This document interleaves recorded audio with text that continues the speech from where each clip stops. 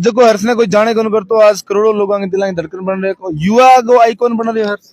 देखो सबसे पहले मैं बता दूं, अगर मैं किसी को अपना आदर्श मानता हूं, अपने शहीदों को मानता हूं, तो सरकार का क्या है, सरकार ने हमेशा ब्लेम करना होता है।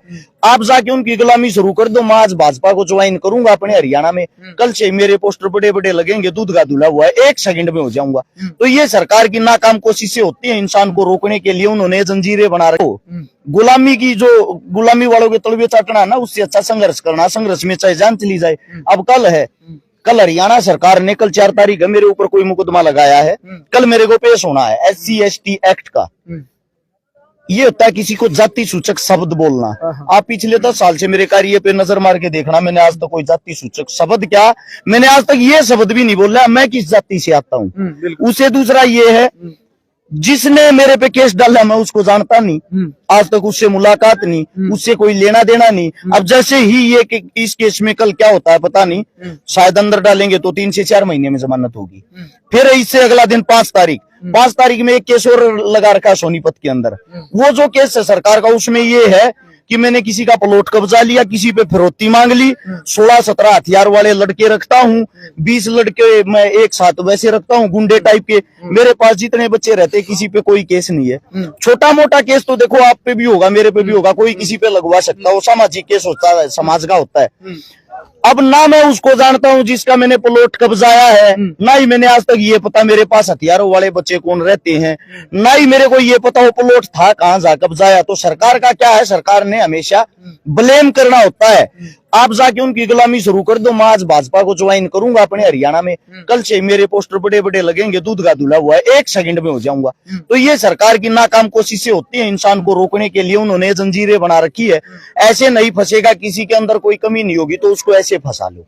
हर्ष भाई, इतना मुकदमा, झूठा मुकदमा, हिम्मत तोड़ने की कोशिश और लगातार कोई मतलब लांछन लगना, तो कटा न कटा हिम्मत टूटा या और स्ट्रॉन्ग हो हर्ष की? देखो इन चीजों से हमें कहीं ना कहीं ताकत मिलती है। हिम्मत भी टूटती है, हिम्मत एक चीज को देख के टूटती है। हमारा समाज आज भी जागरूक नहीं है। हमारे समाज में आज भी जातिवाद है, हमारे समाज में आज भी भाईचारा नहीं है। जिन चीजों के लिए हमारे बुजुर्गों ने कुर्बानियां दी हैं, हिंदुस्तान जब आजाद हुआ 1947 में, 6,32,000 ऑन रोड आदमी शहीद हुए थे। 1 लाख आदमी ऐसे शहीद हुए थे, ऐसे गुमनाम थे जिनका नाम तक नहीं आया। 7,32,000 आदमियों ने हमारे लिए अपनी शहादत दी, तब जाके हम आजाद हुए। तब भी यही रोड़ा था। इससे पहले मुगल साम्राज्य था, मुगलों ने हमारे ऊपर जो अत्याचार करे, जो क्रूरता करी, उस वक्त भी हम एक नहीं थे। आम जाट ब्राह्मण लोहार खाती ऐसे जब तक लड़ते रहे हैं ना, हमारा विनाश होता रहा। हमारे पूर्वज, हमारे बुजुर्ग हमने समझा मर लिए। जब तक तुम एक नहीं होगे तारा गुजारा नहीं होगा। पर पता नहीं आम जनता के दिल दिमाग में ये बातें क्यों नहीं घुसती। मैं एक आम इंसान से पूछना चाहता हूँ, जो बाल काटने का काम वो नाई ही करेगा, जो लोहे का काम उसको सबसे अच्छे से लोहार ही करेगा, जो हमारे लिए काट का काम उसको खाती ही करेगा, ठीक है। जो खेती का काम है, खेती बोने का, उगाने का, मतलब कि जिसको जो कार्य सौंप रखे हैं ना, उस कार्य के कारण जाति की संज्ञा दी गई है, जिसके कारण हम एक दूसरे को जानते हैं कि इसका काम ये है। अब हमारे जो बुजुर्ग थे उन्होंने ये संज्ञा तो दे दी बहुत पहले के टाइम पे।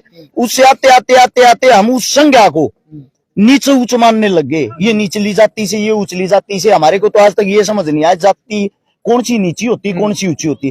इंसान अपने कर्म से अच्छा कहलाता है, इंसान अपने कर्म से बुरा कहलाता है। अगर आप कितने भी लैंडलॉर्ड हो, चाहे आप राजा के बेटे हो, आपके कर्म ही अच्छे नहीं होंगे तो आपकी जाति कहां से ऊंची होगी।